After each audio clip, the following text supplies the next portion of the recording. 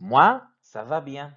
Et je suis très content aujourd'hui parce que je vais vous expliquer la façon d'exprimer l'obligation en français. Et on peut le faire à travers un verbe irrégulier. C'est le verbe devoir. Hoy vamos a trabajar la obligación y lo vamos a hacer con el verbo devoir, que es un verbo que expresa obligación. Y ahora veréis por qué. Si os acordáis en el tema, en el punto anterior, estamos en el 9.6, si habéis visto el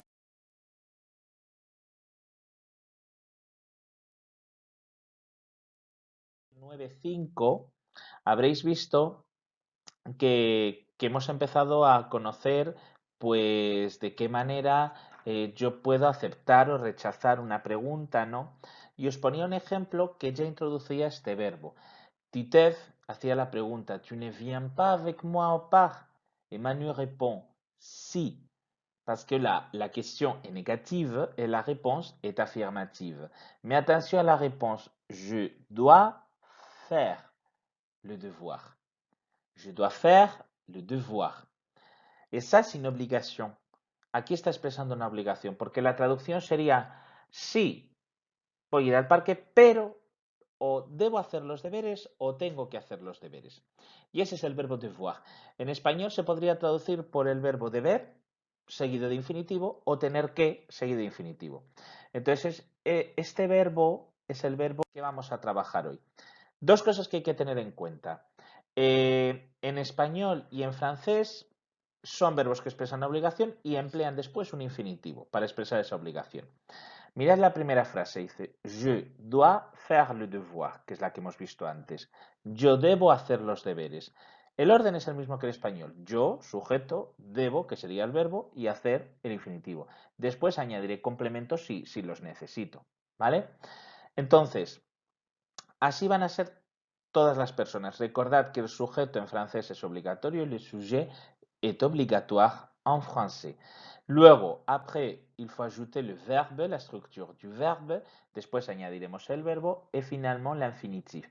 Y en último lugar añadimos el infinitivo. Et bien sûr, vous pouvez ajouter d'autres compléments après l'infinitif. Y después del infinitivo, evidentemente, podéis añadir algún complemento más para la frase, evidentemente. Alors, vous pouvez répéter après moi afin de travailler la prononciation du verbe devoir. Podéis repetir después de mí las frases que tenemos aquí y de esa manera vamos a trabajar la pronunciación. D'accord, on commence. Première phrase, empezamos con la primera frase. Je dois faire le devoir. Tu dois travailler. Il doit acheter des aliments. Nous devons étudier l'examen. Vous devez faire le lit.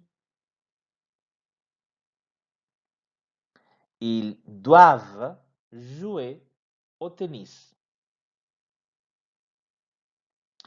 Alors, vous pouvez répéter, podéis repetir otra vez. Ahora vamos a centrarnos solo en el verbo, nos olvidamos de los infinitivos, ¿vale? Pero como veis son todos igual.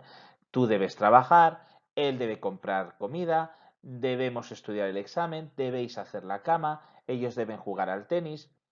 Todo es igual, sujeto, verbo e infinitivo. Si queréis nos vamos a centrar ahora en lo que es sujeto y verbo, ¿vale? En estas dos primeras columnas.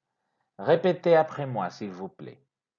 Je dois, tu dois, il doit. Ya sabéis que digo il, pero que podríamos decir elle doit y on doit. Nous devons, vous devez, ils doivent, elles doivent. Una cosa que quiero que tengáis en cuenta, si os dais cuenta, muchas formas de este verbo tienen una O y una I. No se pronuncia hoy, se pronuncia wa, se pronuncia como una U y una A. Entonces yo digo je dois, U, A, ¿vale? Eso tenéis que tenerlo en cuenta de cara a la pronunciación.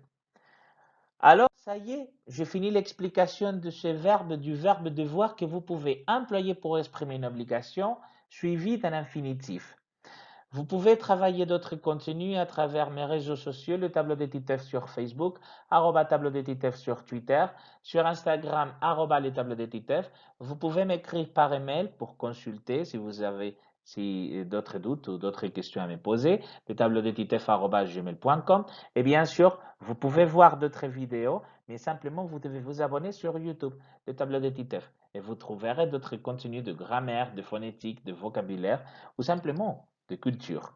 Alors, merci à tous. Au revoir et à bientôt, mes amis.